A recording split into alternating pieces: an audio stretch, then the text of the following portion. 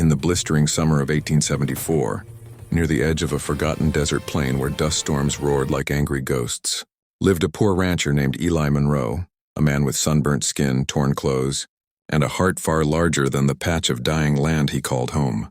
His ranch, once a thriving meadow, now struggled under drought, his cattle thin as shadows, and his pockets emptier than the canteen strapped to the saddle on his tired old horse. Buck rumors floated through the small frontier town that tensions with the Apache tribes were rising again, that settlers whispered about raids and revenge, but Eli never believed that war solved anything. He had lived long enough to see blood soak the ground and feed nothing but hatred. One scorching afternoon when the sky shimmered and heat curled like smoke, Eli stumbled upon a sight that froze his marrow. 3 Apache warriors collapsed near his boundary fence, horses dead from thirst, lips cracked, breath shallow. His first instinct was to reach for his rifle, every tale he had ever been warned about suddenly echoing in his mind. But something deeper than fear, perhaps humanity, perhaps faith, pulled his hand away. Slowly, cautiously, he walked toward them, the crunch of gravel under his boots sounding thunderous. The leader of the Apache warriors, eyes fierce yet dulled with exhaustion, looked up in defiance, prepared for death rather than humiliation. Eli set down his wooden bucket of precious well water, the last he had left that day, and nudged it toward them without a word. At first they hesitated, suspicion hardened by generations of betrayal, but survival clawed louder. They drank like men pulled from the jaws of death, water sliding through parched throats like a gift from heaven. Eli expected once they recovered they would kill him, or worse, burn what little he owned, yet when they stood, the leader placed a hand on his chest and nodded, a silent promise neither of them fully understood yet.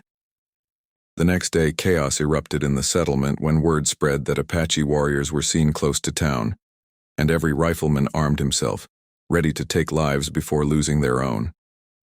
But Eli stood between both sides when the warriors returned, leading not a war party but a small group of starving families hidden behind the hills, women, elders, children with cheeks sunken. Their tribe had been ravaged by drought worse than the settlers.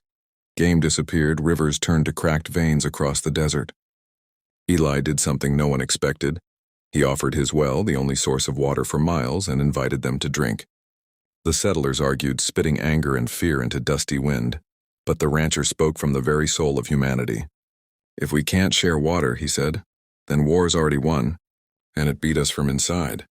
Silence hung like a noose, thick and choking, until the children stepped forward first, cupping water with trembling fingers, smiling with the simple miracle of relief. The warriors bowed, laying down their spears, showing they wanted peace, not conquest. What happened next shifted history's spine.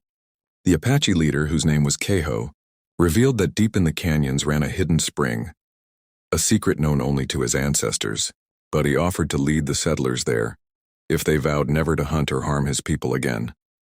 Eli, as mediator, convinced both sides, though doubt simmered like boiling tar. For days they traveled, weaving through jagged cliffs, sleeping beside campfires where enemies shared stories instead of bullets.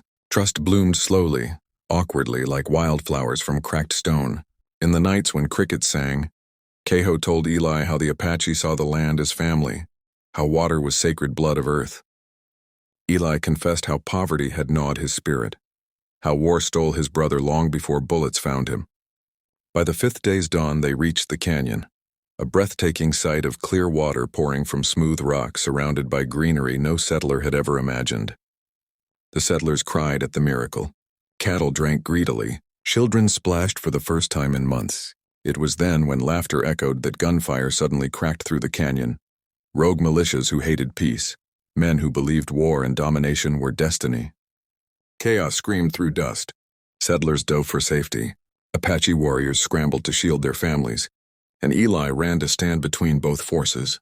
He shouted until his throat tore, arms wide, daring anyone to fire again, and his voice roared above the gunfire.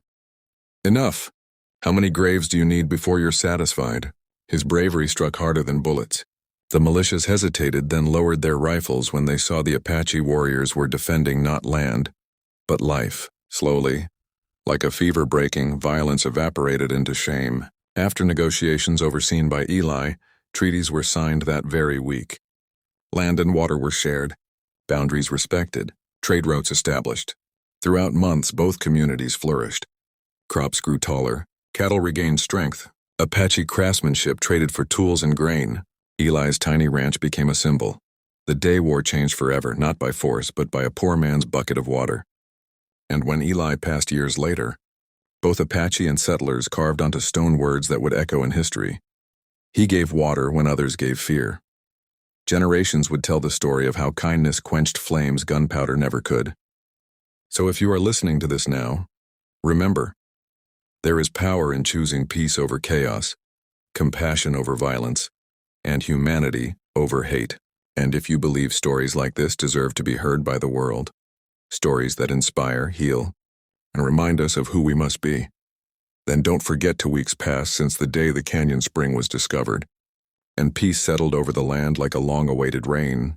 But beneath the quiet surface, unease simmered among those who had grown rich selling fear. Eli awoke each morning before dawn, walking the ridge with a watchful eye, sensing trouble the way old horses sense storms. Trade between settlers and Apache families blossomed.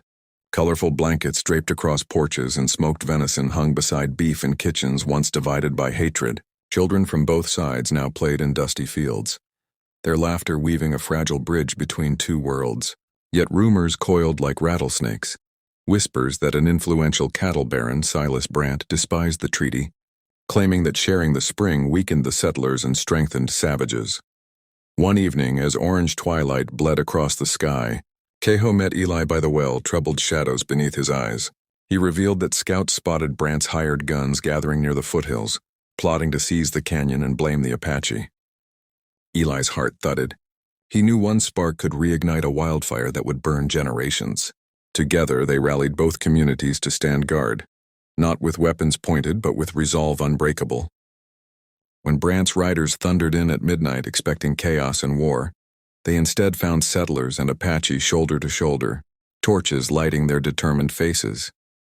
Brant snarled threats, spitting venom about purity and power, but when no one raised a rifle, his words crumbled into the dust. Mothers shielded children. Elders stood firm. Kehoe stepped forward, spear grounded, and Eli beside him, voice steady as stone.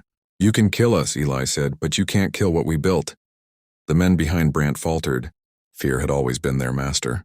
But unity was a language they didn't know how to fight. Slowly, guns lowered, reins tugged, hooves turned. Brant stood alone, furious, defeated by something stronger than bullets. Days later, soldiers from the nearby fort arrived to arrest him, ending the threat. In the following celebration, drums echoed across the valley. Fires crackled, and for the first time, settlers learned Apache dances, stumbling through them with laughter. Kehoe gifted Eli a beaded necklace, symbolizing brothers of spirit, and the rancher, eyes misted, promised to wear it until his last sunrise. Around the flames, they spoke of future farms fed by shared water, of schools where every child would learn both languages, and of a peace that might ripple outward into history. But Eli, staring into the fire's heart, knew peace must be guarded not by weapons but by courage stronger than greed. The world may forget wars, but it remembers those who refuse to light them. And if you believe in stories of bravery, unity, and hope, then hit that subscribe button